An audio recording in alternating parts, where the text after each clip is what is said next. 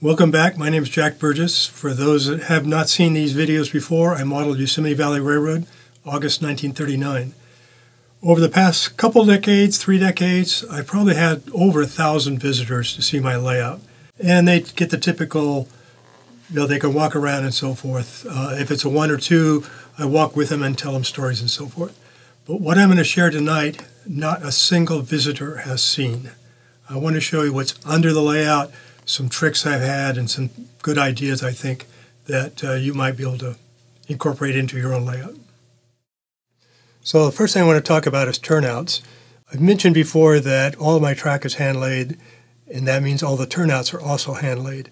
What I didn't want to do is include the old type of switch motors that kind of snap over and, ping, ping.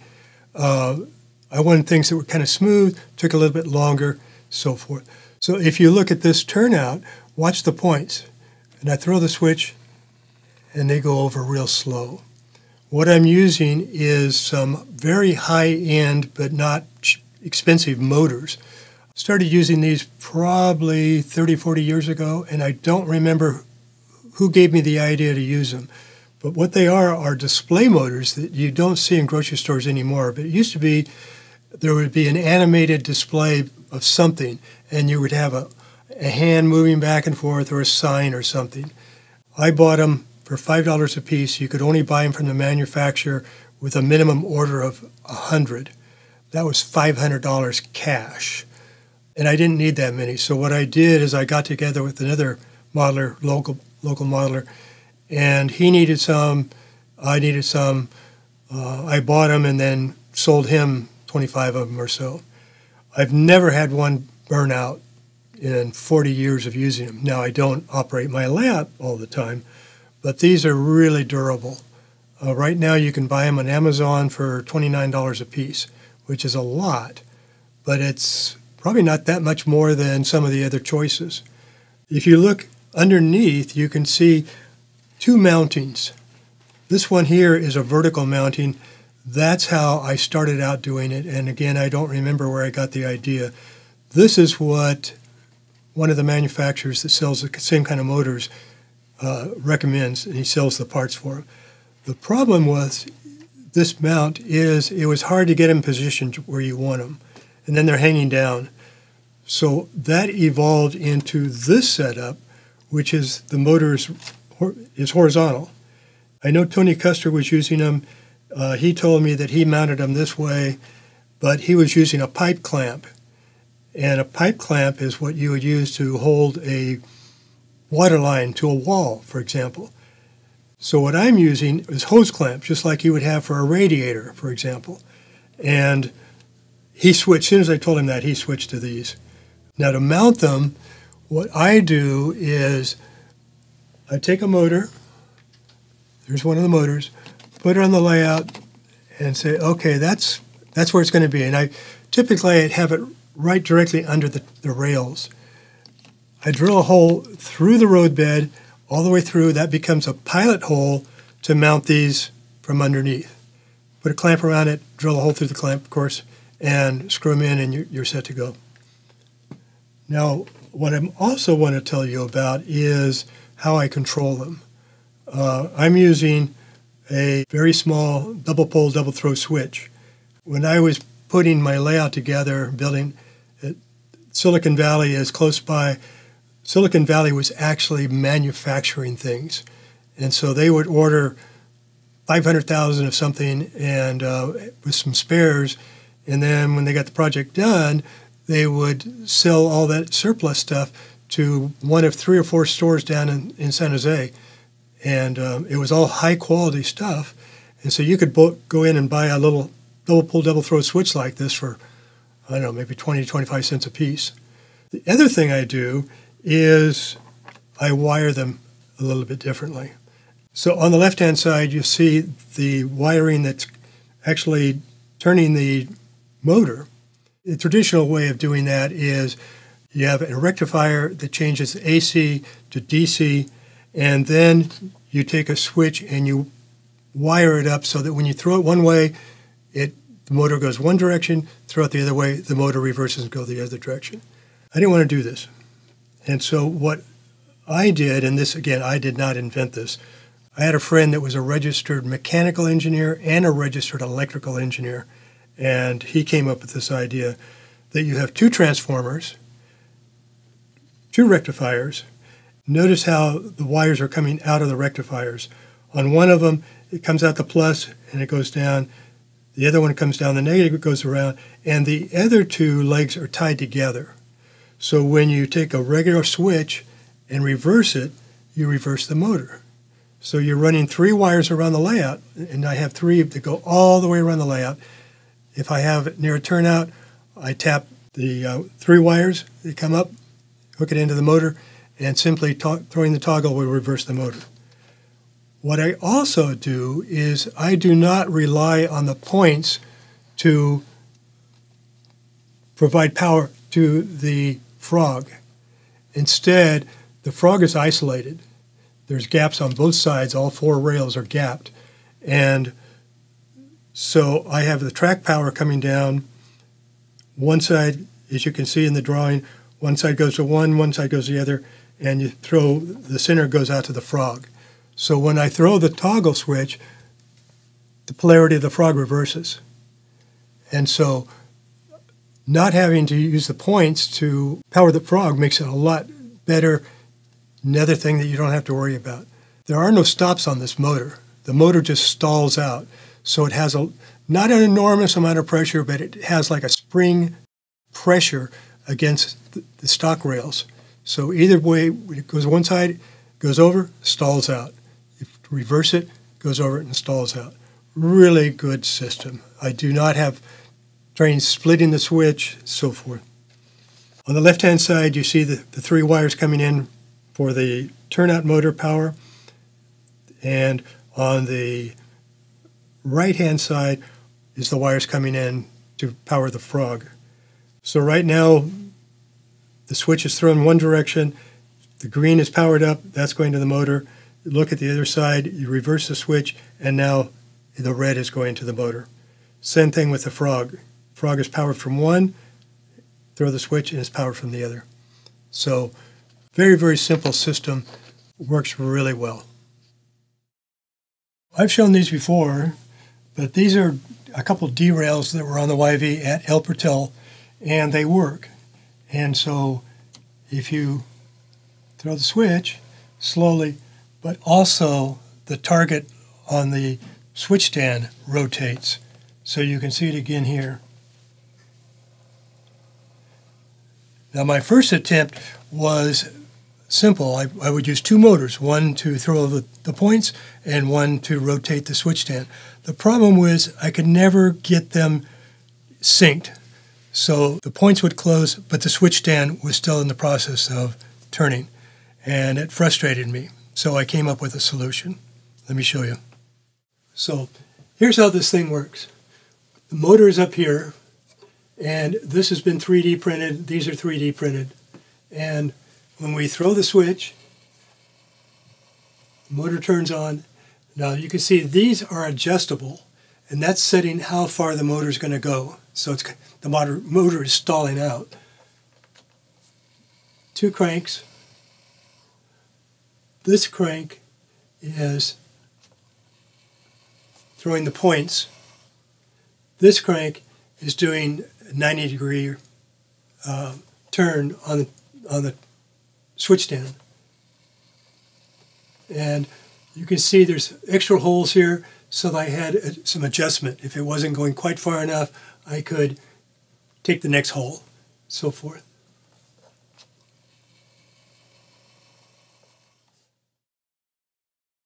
Some people might wonder why I don't just have the duck under up here, but there is another track under here. This track goes from the Merced yards to a reverse loop under the peninsula and then back. And my original plan was to actually run trains to the SP, which is behind me here. Turns out we don't do that. But there is a turnout here to get from here to SP. The motor for it is way over here with linkage hooked to the points. The height of this is based on my steam locomotives. It's about a half-inch higher than the height of the locomotives. The track was all laid previously, and then this slipped in. And in fact, you can see right here that this section used to come out. This whole entire section came out when I was working on the layout a lot.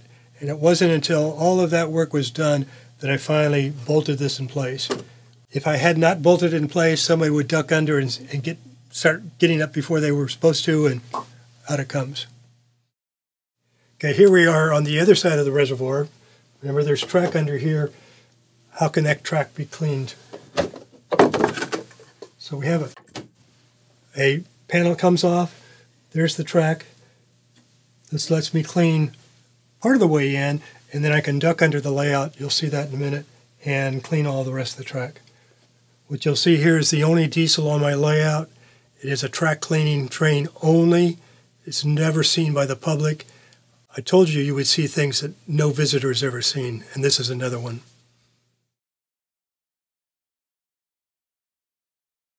Also, I have a need to be able to get into the peninsula underneath it. So this door opens up, and I've got a lot of space there. Some of it is for storage. There's still some boxes of scenery materials. Most of the stuff I've thrown away. There's my stash of MEK, 3 more full bottles. But it serves its purpose. I can get in there, clean the track. When I was building bench work, one of the things I did was to add 120-volt outlets all around the layout so that I could use my power tools. Remember, when I was doing this, they did not have cordless equipment. So I was using drills and so forth. And so I've got outlets like this. I put in just regular duplex outlets, and you can see I've converted them into 6-bys. If I were to be starting over, I would put in 6-bys every location, because what I didn't think about is in the future, you've got other things going on. I've got sound effects, other things that take power, so forth, and I'm kind of starved for electrical outlets now. I mentioned electrical outlets. I also put in quick couplers at 3 or 4 places around the layout, because all the scenery, all the grass on the scenery has been airbrushed. When I was putting in my scenery, they didn't have all the various colors and sizes and thicknesses and everything else they have now. They had yellow or green or brown. And the yellow was what you would think it would be, just pure yellow. So I would put the grass on, and then I came out with my airbrush and airbrushed it all. So this let me airbrush everything on the layout with a 6-foot cord.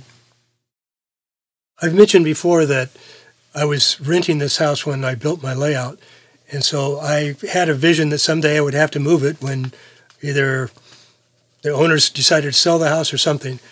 Turns out it didn't. We bought it before that happened. But it was designed to be moved. It's not modular. It's not something you could put together in a different sequence. But you can see right here, this section is separate from this section. And they're bolted together so that if I had to move, I could cut right down here, unbolt it, and that section could be moved. Also, but you can't see because it's on the other side, there's also electrical connections. So I have a 2 terminal strips with jumpers. So everything comes in on one side, is jumpered to the other side. So all I have to do is take out those jumpers and put them back in when it's reassembled. What I also did is make the center section smaller than the inside of a moving van, so that if it had to be moved, that section could be separated and moved inside a vehicle, a moving van, and not in the back of a pickup. And when you get to the next destination, all the scenery is gone. I have a lot of details which are to scale and close to the front fascia, and therefore vulnerable to being damaged. So what I've done on some of them is like this. There's a spring under here, and so if somebody hits it, it's not going to break off because of the spring that's kind of holding it up.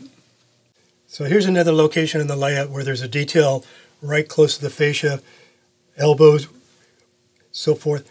And this was a little toolbox that shows up in a photo, but it broke not long after I first installed it. So now I have a fishing weight under there, and if someone hits it, it goes right back down.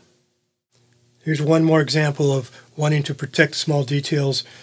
I have switch stands, as low switch stands, and again, fishing line and a little weight, so if somebody hits them, they survive.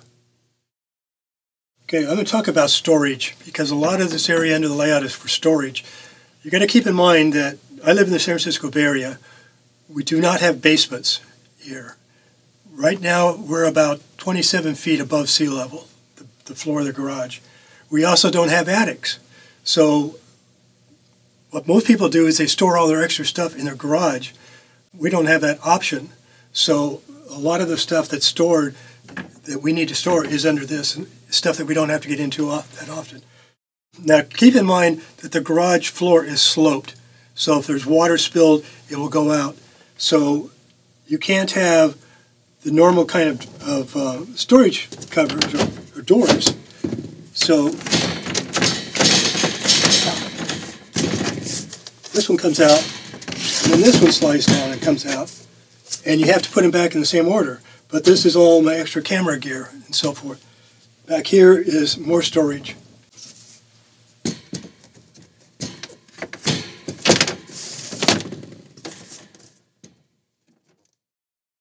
A couple things I want to mention about the storage and so forth.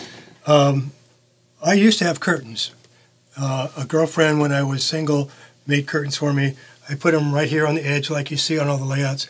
And that helped because I felt that seeing stuff under the layout draws your eyes away from the layout. And so the curtains were fine. Then I decided, maybe 2 or 3 decades later, to replace the curtains with paneling. And so there's paneling run everywhere around the layout. There's paneling. You don't see the walls, you see the paneling. What I did is I moved it in. So this is a good 15 inches or so from the fascia to the paneling. That leaves room for your toes and also opens things up. This is back just a little bit. Other places, there's always some space between the fascia and here, and that's because if people are standing real close to the layout and doing some switching and so forth, they're not hitting their feet. And again, it also opens the space up so it doesn't seem so cramped. Now we're at the El Portal area. I want to show you some more storage, a little more traditional. For example, this one. This is stuff that I use for operating sessions. There are timetables in here, things like that, and throttles. Also, this is track cleaning materials. So it's a nice cabinet, easy to get to. Everything's stashed in here, everything you need to clean the track or set up for an operating session. Okay, the next cabinet is this one.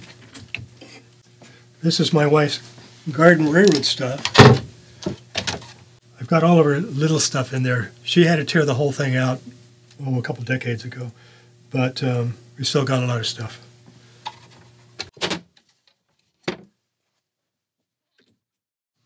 Okay, moving on to the next section, we have this. There's 2 panels that slide apart. These are all tubes for drawings, and they were surplus after at work we switched from those to pull-out drawers. These are cheaper. The problem is you have to roll things up, and the next time you get it out, it wants to roll back up. But what I use them for is I've got a lot of documents. For example, this is a linen drawing of the El Portal station. This is the original, designed by the civil engineer that designed the inclines. And so this is an extremely valuable document. And so it's in here. I've got, it's probably the most, it is the most important one. But I've got my own drawings. I've got all kinds of drawings. I have drawings that were used to build the brass imports, so forth. And I was looking at those the other day, and I had written notes on them when they were shipped back to Korea. I would circle something, and I said, this is a little bit too small, it needs to be bigger, so forth. So interesting stuff. So these just flip down. This goes in. You'll notice I rolled it with the lettering out so that when you put it on a desk, it doesn't roll up on you. A lot of people say, oh, you got to put it the other way so it doesn't ruin the drawing. No. So this is the next section. I just slid that door back. You can see I have copies of Narrow Gauge Shortline Gazette. That's the only magazine that I save. And one reason I was saving them is because it used to be that you could sell these online for a lot of money for people that didn't start subscribing early enough and they want to get the back issues. Well, you can get those digitally now. So they're probably worthless, but I still save them. There is a way to go back and find an article and so forth. The next shelf up is paint supplies, some stuff I use in alcohol, so forth. I heard a rumor that Testors thinner was going to go out of stock, so I've got 4 cans of it now, and I don't have that many more things to paint. So this is, it looks like garbage, but I know where everything is. We're back at El Portal. A little bit of a backstory. This area was, when I started my layout, was my shop. I've mentioned that before. The shop went from right here to this wall, and it was portable, just like the layout is portable. And so I had walls that were insulated, little doors there, and a workbench along here, a paint booth up here, and another workbench on this side. So when the shop was moved into the house, this became model railroad space, and I was able to build a much bigger, more authentic El Portal. And I included this area, but I didn't have a place for a paint booth anymore. So here's what I have. Yes, it is low to the ground. I have a stool that I can sit on.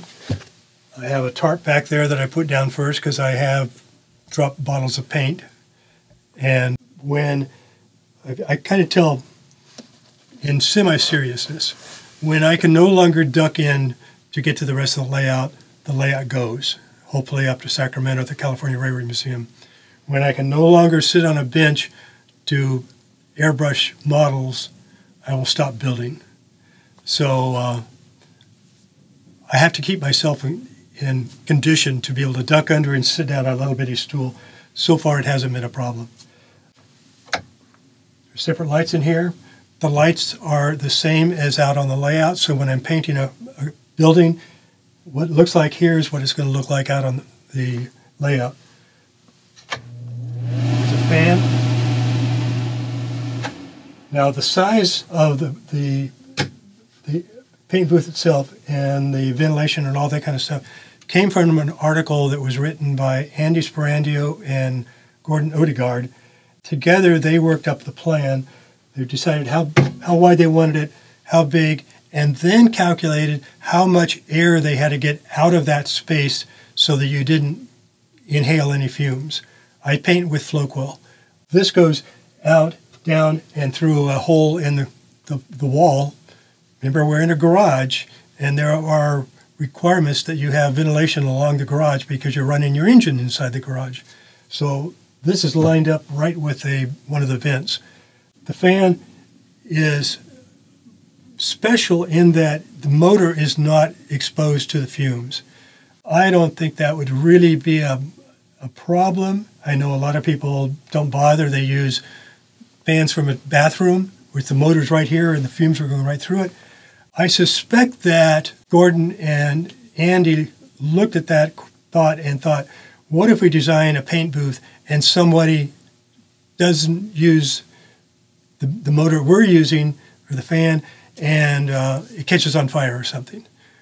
We want to make it as safe as possible so we don't get sued. I think that's probably what was going on. Both of them are gone, so I can't verify that. But it works well. Now another thing, down here there's paper towels, and what you probably can't see is back here is a roll of butcher paper. I'm a neatnik, and so the butcher paper comes up through a slot. Like I can.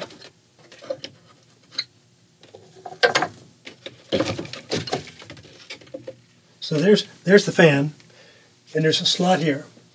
Roll of butcher paper underneath. They pull it out. There's a bar right here, so it comes out, and this bar holds it. So if I don't clean it all the time, and I don't switch out these all the time, but I don't like to have the whole thing all covered with paint. So right now it's nice and clean. When it gets beyond what I like, I can pull it out, pull it all the way out, slice it off, tuck it under, and I have new. I have enough butcher paper to last me 1,000 years. So the air compressor's down there. There's a quick coupler right there. This hangs here. There's another one right here because I have a second airbrush, and when I'm using it, it goes in there. I have a pressure gauge here, so I'm reading the pressure right here and not down at the compressor. So that all works out really well. So here's my paint storage, like I mentioned, all Floquil, and these are in order. This is Boxcar Red and so forth. Second drawer of them with some tools and so forth up here. I use a lot of paper towels when I'm cleaning my airbrush and so forth. So I've got a little hook here, dirty paper towel goes right in here, all set. So that does it for this episode. I hope you learned some things, or at least have some things you want to think about that you might want to incorporate into your own layout. So that'll do it.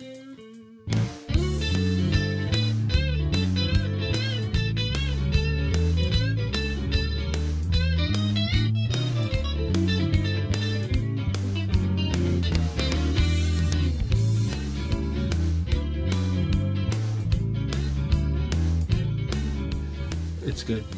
Now somebody's going to say, that's not exactly the way it was before. I know. Probably somebody will notice too. Yeah. Give them something to do.